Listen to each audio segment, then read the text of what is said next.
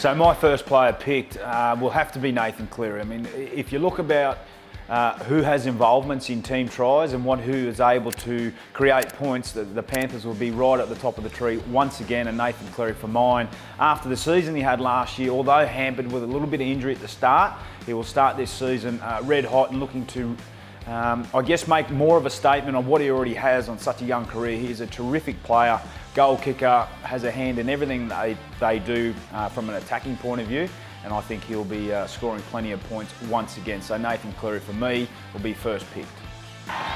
Cleary, switch and kick for Edwards. Here he comes, Cleary for Edwards. And second player pick for me will still be within the Panthers. He's one of my favourite players. Flies under the radar a little bit, but last year we saw probably his best year, finished off with the Clive Churchill medal, and rightly so. Dylan Edwards at fullback.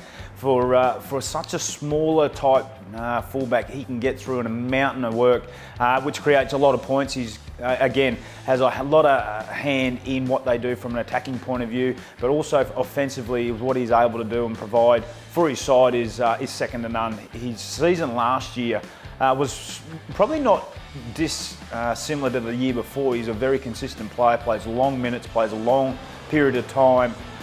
Doesn't get injured much, and he will be there again when it counts, and I'm going to put him in as number 2. As Smith plays it, Grant has a crack, Grant for the line, and his night just gets better and better. Third pick for me is undoubtedly the best number 9 in the competition, a little Queenslander from Melbourne. That'd be Harry Grant. You talk about players that can have influence on a game. There's none better, in my opinion, in the modern game at turning the ruck into something that it wasn't, and that's Harry Grant. I think he's going to have a huge season once again. We saw him through the World Cup play for Australia and what he's able to provide there. No Brandon Smith at the Melbourne Storm, so Harry's going to have a much greater role in regards to that hooking area. So I think he's going to be a terrific buy. Although he's on a little dearer, he won't disappoint. He's my third pick. Big impact. Now Tapine reaches out, working off Starling, back on the angle. Joey Tapine comes in number 4 for me. I mean, you talk about some of the front rowers in the competition, and there's some good ones, Payne Haas, Fisher Harris and the likes.